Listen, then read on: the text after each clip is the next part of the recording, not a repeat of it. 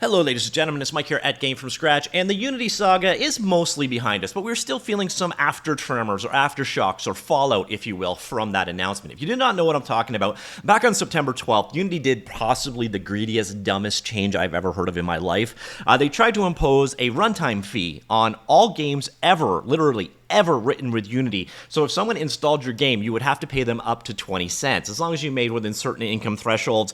It was a ludicrous tax. I doubt it would have been legal. It was massively overreaching, and in order to do this new Unity tax, they actually retroactively changed their terms of service. They lost a lot of trust with this move. It definitely was not a good move. So that started back in September the 12th. Then finally, on September the 22nd, they walked it back. So there is going to still be this new runtime fee. It is going to be predicated off of your income levels and the number of units you ship, but it's only going to be for people that choose to use Unity after 2023 version and beyond. So definitely an improvement there. Also, we got some improvements to Unity Personal. You can have double the income earning, no need for a splash screen anymore. So if you're using Unity at an indie level, non-profit level, things just got definitely better for you.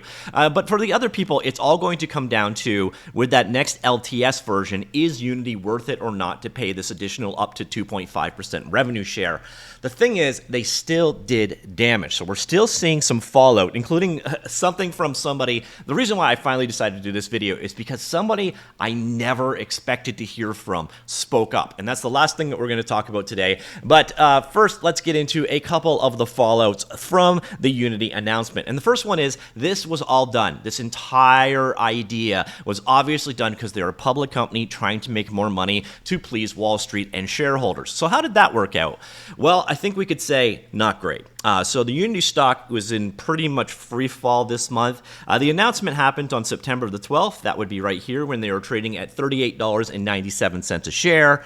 And let's fast forward to today, and we were at $30.71 a share. So shareholders took about a 17% bath on their stock. So definitely Wall Street did not like how this turned out. Now, the funny thing is, during this whole thing, there were analysts saying, Unity have found this wonderful new revenue scheme. By the way, if you want to know an analyst to never listen to again, that's a good one to maybe ignore. So anyways, the stock front definitely did not work out on Unity. It's starting to see a small bounce back the last couple of days.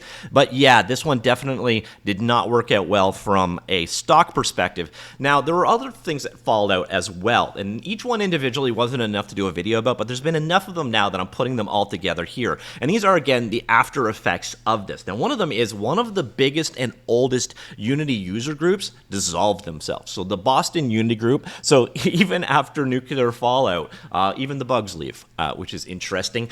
So this was founded in 2010. The Boston Unity group was the first official Unity user group in the world. At the time, Unity Game Engine was still relatively new technology. It was kind of a hobbyist thing. Over 13 years, hosted regular meetings, meetups, networking events, lectures, interviews, parties, etc. It became a pretty big group. So grown from a few dozen to a few thousand, and it's a kind of a key technical group inside of Unity. From day one, Bug was enthusiastically sanctioned and supported by Unity and their former CEO, David Helgeson, who, by the way, made a bit of a statement. You should look it up. I can't repeat it here because of the way he described what Unity did, but he obviously wasn't a huge fan of these runtime fees either. So they were involved from the very, very beginning. They liked David.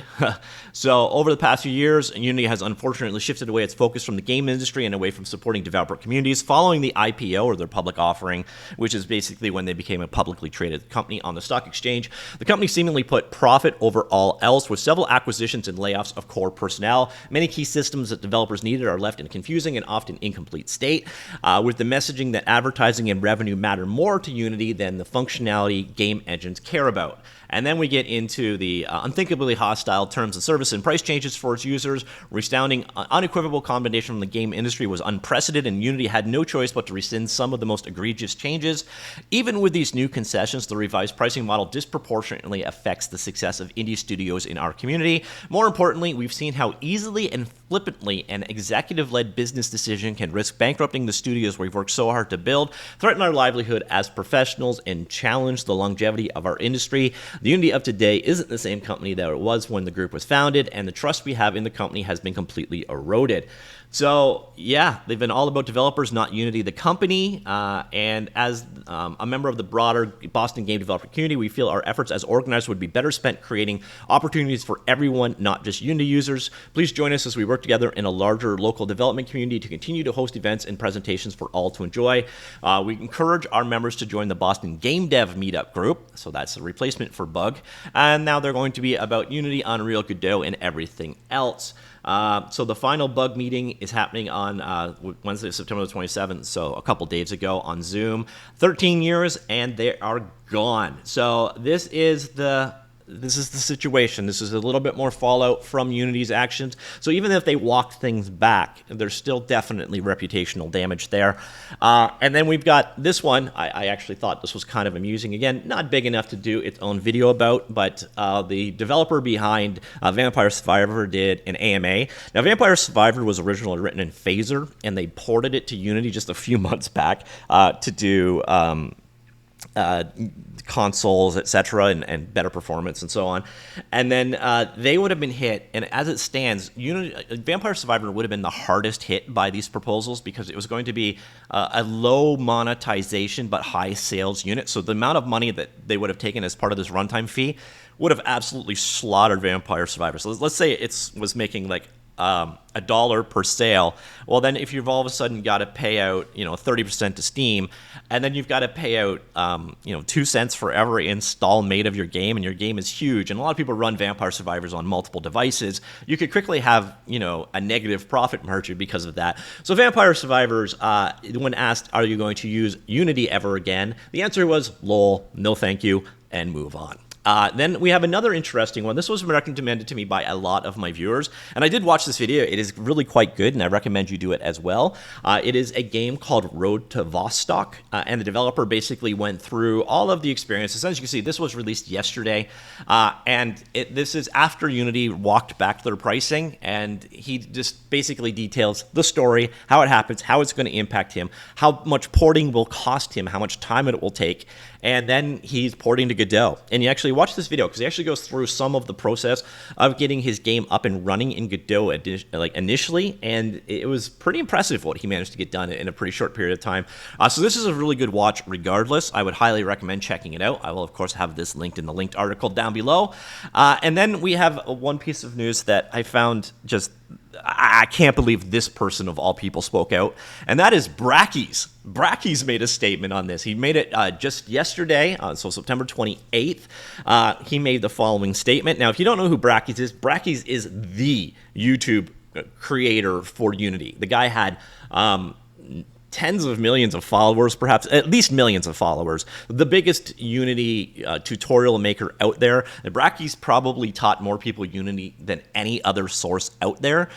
He retired from doing tutorial content in 2020. Not really sure what he's been up to since, but now we have this statement. So, hello everyone, it's been a while, I hope you are well. Unity has recently taken some actions to change their pricing policy that I, like most of the community, do not condone in any way.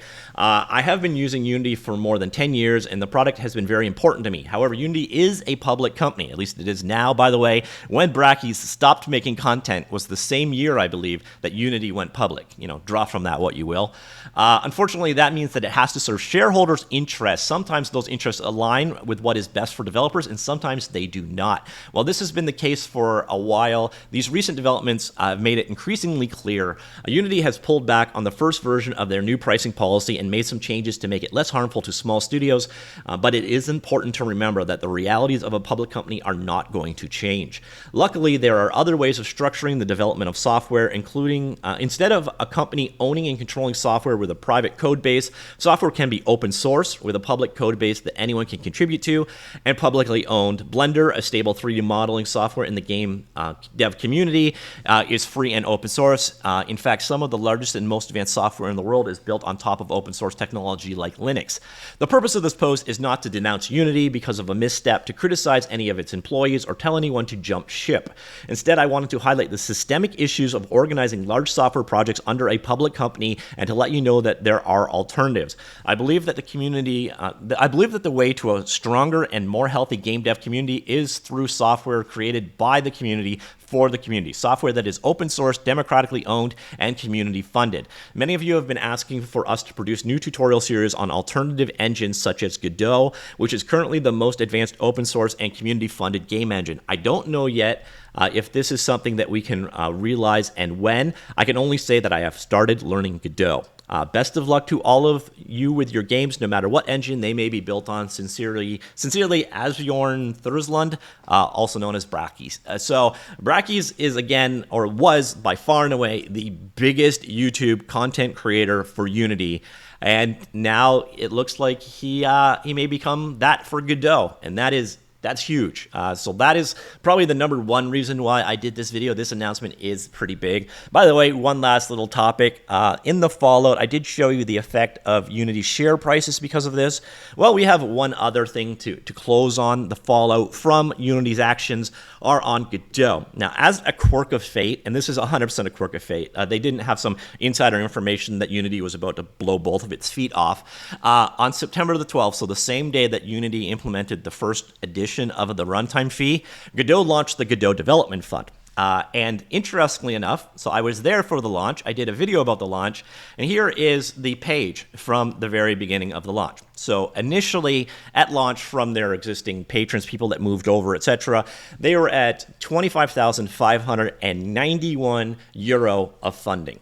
So we are now about 2+ weeks later, and here is the same thing. So they're coming up on 50,000 euro funding in less than a month. So basically, they doubled their funding from here to here, just shy of double in just a couple of weeks, definitely thanks to the Unity Fallout. So that's it. It's probably going to be the last of the stories on Unity, the Unity pricing things. I think things have mostly settled out, but the fact that Brackies, of all people, has come out with a statement and is looking at doing tutorial series for the Godot game engine, yeah, they've done reputational damage. There is no question about that at all. So let me know what you think. Comments down below, and I will talk to you all later. Goodbye.